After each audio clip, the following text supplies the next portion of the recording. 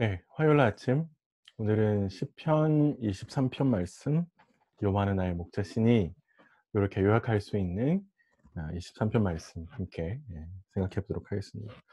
23편 말씀은 우리가 뭐 굉장히 잘 알고 있는 말씀이긴 한데요. 그래도 말씀을 하나씩 하나씩 좀 뜯어 보면서 하나님께서 오늘 이 아침에 우리에게 주시는 음성들을 좀 들어봤으면 좋겠습니다. 시인의 1절에서 먼저 이렇게 고백합니다. 여호와는 나의 목자시니 내게 부족함이 없으리로다. 이렇게 고백하는데요. 시인이 하나님의 목자라고 그냥 표현하지 않고 나의 목자 이렇게 표현하잖아요. 하늘과 땅을 만드시고 바다와 육지를 만드신 그 하나님은 멀리 계신 하나님이 아니라 내 일상에 들어와서 나와 관계를 맺으시고 나를 돌보시고 그래서 나에게 아주 친밀하게 다가오시는 하나님, 이렇게 표현하는 거거든요. 애굽에서 이스라엘 백성들을 이끌고 나오신 하나님, 그 하나님은 한 개인, 나와 같은 한 개인을 돌보시고 또 인도하신다라고 하는 이야기를 보여줍니다. 목자라는 말도 굉장히 재밌고 또 중요한 말이기도 한데, 목자는 보통 왕에게 쓰는 표현인데, 근데 왕을 목자라고 표현한다라고 하는 것은 이스라엘 사회에서 왕에 대한 개념도 보여줄 뿐만 아니라 하나님께서 왕으로서 어떻게 그의 백성들을 섬기시는지를 보여주는 말이라고 볼 수 있습니다. 이 말은 하나님께서 그의 백성들을 굴림, 권력을 가지고 억압하는 굴림의 방식이 아니라 섬기는 방식으로 찾아오셨다. 그리고 그렇게 백성들을 돌보신다라고 하는 것을 우리에게 생각하게 합니다. 그런 점에 있어서 배타적으로 자신의 권력을 아주 이렇게 굴림의 방식으로 사용하는 것에 대해서 하나님께서는 굉장히 비판하시는 거라고 이 부분이 좀 볼 수 있습니다. 음 사실 1 절이 시편 23편 전체의 핵심을 이야기하고 있는데, 그 앞에서 한 가지 "여호와는 나의 목자다."라는 걸 통해서 하나님이 우리에게 아주 친밀하게 다가오시는 분, 그리고 우리를 섬기시는 분이라고 하는 것들을 먼저 시인이 우리에게 보여주었습니다. 그 결과가 뭐냐라고 하면 시인은 바로 "그 하나님 때문에 부족함이 없다."라고 이제 우리에게 고백을 하고 있는데요. 사실 이 말은 하나님 말고 하나님 외에 내게 필요한 건 아무것도 없다라고 하는 고백인 거거든요. 그래서 하나님이 계시기 때문에 하나님만이 계시다면 내 삶에 아무런 어려움이 없습니다라고 이제 이야기하는 것과 똑같습니다. 그런 점에 있어서 우리 몇 가지 좀 생각해 볼 필요가 있는데, 과연 나는 하나님과 굉장히 친밀한 관계를 유지하고 그 관계를 통해서 나아가고 있는가라고 하는 것 좀 생각해 보시면 좋을 것 같아요. 어 하나님이라고 내가 고백했을 때, 혹은 하나님 앞에 나아갔을 때, 그분을 찬양하거나 그분 앞에 머리를 조아려서 기도했을 때 내가 가지고 있는 친밀한 감정, 그러니까 아이들이 엄마를 불렀을 때 "엄마"라고 하는 그런 친밀한 감정이 있잖아요. 우리 각자의 부모님이 계실 텐데, 그 부모님을 불렀을 때 아주 그 친밀함이 내가 하나님과 관계를 누리거나 하나님과 관계를 할 때 누리고 있는 동일한 감정인지도 한번 생각해 보시면 좋을 것 같습니다. 사실 하나님 멀리 계시지 않거든요.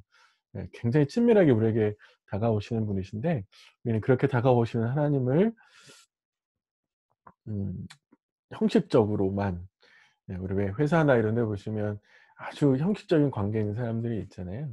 그런 관계가 꼭 하나님과 나와의 관계인가? 라는 것 좀 생각해 보시고, 목자라서 그의 양을 섬기시는 하나님의 모습에 대해서도 좀 생각해 보십시오. 목자는 양을 지킬 뿐만 아니라 양을 보호하죠. 그리고 양의 먹을 것과 쉴 곳을 마련합니다. 사실은 하나님께서 이렇게 그의 백성들을 섬기시는 모습은 십자가에 달리신 예수 그리스도를 통해서 절정에 이르게 되는데요. 그런 점에 있어서 내게 맡겨진 지위나 혹은 내게 맡겨주신 역할들 또는 권한들을 어떤 방식으로 사용하고 있는가 한번 좀 생각해 보시면 좋을 것 같습니다. 나와 함께하고 있는 사람들은 내가 가지고 있는 리더십이나 내가 가지고 있는 권한에 대해서 굴림이 아니라 섬기시는 분이다, 그런 평가를 내 주위 사람들은 하고 있을까요? 네, 사실은 이게 참 중요하고 필요한데, 그리고 성경에서 요구하는 리더십의 모양은 특별히 이스라엘에서 왕의 모습도 그렇고 예수님이 보여주신 모습도 그렇고 다 섬김의 리더십이거든요. 그런 면에 있어서 하나님처럼 하나님이 보여주신 이 본과 같이 나도 가족들과 공동체와 또 회사의 식구들을 섬기고 있나 한번 좀 생각해 봤으면 좋겠습니다. "내게 부족함이 없으리로다." 요 고백도 참 우리에게 중요한데, 내가 하나님 말고 내게 만족함을 주실 수 있는 분은 없거든요. 시인이 이렇게 고백하는 거죠.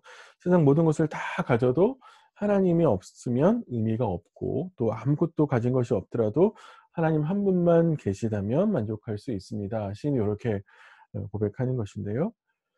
어 그런 자족, 사실 바울이 "내가 만족함을 자족하는 법을 배웠습니다."라고 빌립보서에서 이야기하는 것처럼, 나에게도 그런 자족함이 있나? 내가 진짜 하나님 한 분만 으로 만족하고 있나? 혹은 하나님 한 분만으로 만족하는 것이 무엇인지 내가 경험하지 못했기 때문에, 그게 뭔지 모르기 때문에 자꾸만 다른 것으로 나를 만족시키게 하는 무엇인가를 채우려고 하는 그런 모습은 아닌가? 그런 것도 좀 아침에 생각해 보았으면 좋겠습니다.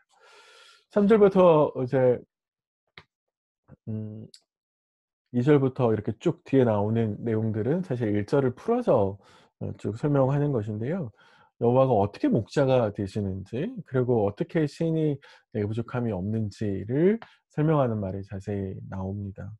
뭐 쉴 만한 물가로 인도하시는 것은 안식을 제공하시는 것이고, 또 그 원수들로부터 보호하시는 그런 환경을 만들어 주시는 것이라고 볼 수 있습니다. 그리고 하나님께서 제시하시는 길이 있는데 그 길을 잘 따라갈 수 있도록, 그래서 의의 길로 인도하시는도다, 이렇게 표현하는 말들은 하나님께서 안내하시는 길, 이건 시편 1 편에 복 있는 사람이 가는 길하고 다르지 않을 것 같은데, 그렇게 가는 것이고요.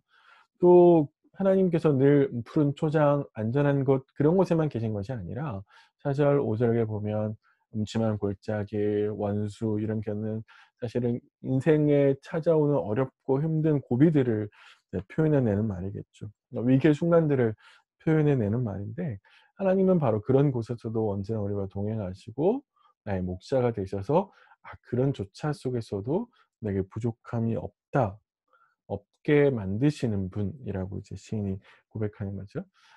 그런 면에 있어서 부족함이 없다라고 하는 말은 아무런 어려움이 없거나 되게 부족함, 그러니까 진짜 물질적으로나 정신적으로나 그런 어려움들이 없는 것, 이런 것들을 이야기하는 것이 아니라 목자 되신 하나님께서 그가 원하시는 길로 우리를 충분히 잘 안내하시기 때문에 그런 면에 있어서 우리에게 부족함이 없다라고 표현하는 것처럼 보입니다. 어떠세요? 사실 하나님이 목자들을 보호하시고 또 그의 길을 인도하시는데, 우리는 얼마나 하나님이 인도하시는 길대로 가고 있을까? 음 운전하시다 보면 백밀러로 보시면 내가 온 길을 볼 수 있고 내 현재 위치를 확인할 수 있잖아요. 그런 거와 마찬가지로 내가 살아온 길을 되돌아보면 내가 지금 멈춰 있고 가고 있는, 지금 서 있는 이곳의 위치를 확인할 수 있죠. 그런 면에 있어서 하나님이 인도해 가시는 그 길대로 내가 잘 가고 있는가라고 하는 거에 대해서 좀 생각해 볼 필요가 있습니다. 내가 얼마나 하나님의 말씀대로 지키고 있고 또 하나님 말씀대로 살아가고 있을까? 그런 것도 좀 아침에 한번 생각해 보시면 좋을 것 같고요. 또 한 가지 더 나아가서 하나님은 나의 기쁨 속에도 계시지만 나의 슬픔 속에도 계시죠. 내가 편하게 쉴 수 있는 곳에도 계시지만 내가 어렵고 힘든 일을 당하고 있는 곳에도 하나님은 계신 거죠.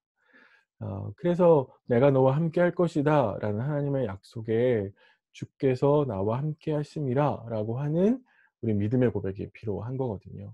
특별히 이제 어렵고 힘든 일을 당할 때, 바로 그러한 순간에조차도 하나님께서 우리와 함께 하신다 라고 하는 것에 대해서 깊이 좀 생각해 보았으면 좋겠습니다. 특별히 사실 이 두 사이에는 긴장감이 흐르죠.